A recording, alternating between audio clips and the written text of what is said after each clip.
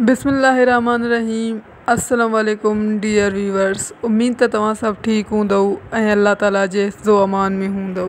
अॼु असां हाज़िर आहियूं इस्लामियात जे हिक नई क्लास सां गॾु। असांजो अॼु जो क्लास 58 सवालनि ते मुश्तमिल आहे। इन मां तक़रीबन 50 सवाल उहो आहे जंहिंमां को न को सवाल हर टेस्ट जो हिसो बणियो आहे। अचो त असां पंहिंजे अॼु जे क्लास ॾांहुं हलूं। अल क़ुरान कलमा तैयब जो ज़िक्र क़ुरान में 2 भेरा आयो आहे। लफ़्ज़ क़ुरान जी माना आहे पढ़णु। सूरा जो कुल तादाद 114 आहे। सूरत माना पनाह जो शहर। मक्की सूरत 86 आहिनि। मदनी सूरत 28 आहिनि। क़ुरान पाक में 558 रुकू आहिनि। अल बकरा सभ खां ॾिघी सूरत आहे। अल कौसर नंढी सूरत आहे। नास आख़िरी सूरत आहे। क़ुरान पाक में 14 रुकू आहिनि। क़ुरान मजीद में 700 भेरा निमाज़ जो हुकुम ॾिनो वियो आहे। अल मुदस्सिर 2 नाज़िल थियल सूरत आहे। अल मुज़म्मिल 3 नाज़िल थियल सूरत आहे। तौबा जी शुरूआत बिस्मिल्लाह सां न थींदी आहे। सूरत नमल में 2 बिस्मिल्लाह शामिल आहिनि। क़ुरान मजीद में आयतुनि जो तादाद 6666 आहे। क़ुरान पाक में 12 ग़ज़वात जो ज़िक्र आहे। सूरतुल सैफ़ में हुज़ूर सल्लल्लाहु अलैहि वसल्लम खे अहमद करे मुख़ातिब कयो वियो आहे। 5 सूरतूं कुल सां शुरू थियनि थियूं। आख़िरी पारे में सूरतुनि जो कुल तादाद 37 आहे।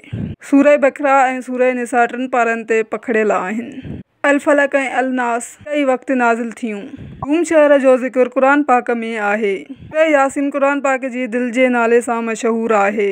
अल रहमान खे क़ुरान जे हुस्न तौरु सुञातो वञे थो।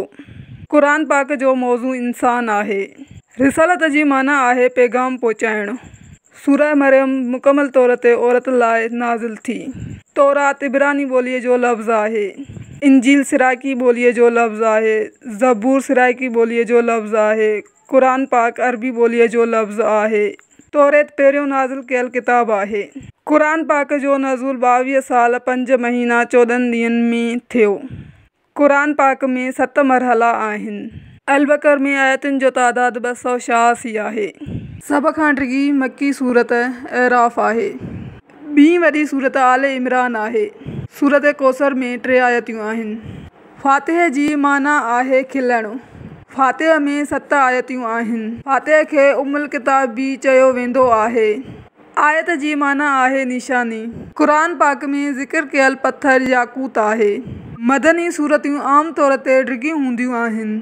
सूरह इख़लास क़ुरान पाक जी 112 सूरह आहे।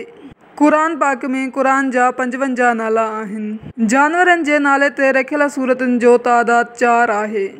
सूरह इनाम जो मतिलबु आहे उठ। सूरह नहल जो मतिलबु आहे माखीअ जी मख।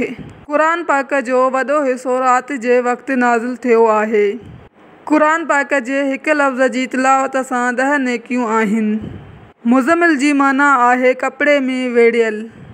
कौसर माना गनीमत। नसर माना मदद। इख़लास मतिलबु आहे ईमान जी पाकाई। सूरह रहमान 27 पारे में आहे। उम्मीद आहे त हिन वीडियो मां तव्हांखे काफ़ी मालूमात मिली हूंदी। अहिड़ा मज़ीद वीडियो ॾिसण जे लाइ असांजे चैनल खे सब्सक्राइब कयो। बेल आइकन खे प्रेस कयो ताकि असांजी वीडियो जो नोटिफिकेशन तव्हांखे बर वक़्तु मिली सघे। हाणे असांखे ॾींदा इजाज़त। वरी मिलंदासीं हिकु नई वीडियो सां गॾु। तेसीं ताईं जे लाइ अल्लाह हाफ़िज़। ख़ुदा निगहबान।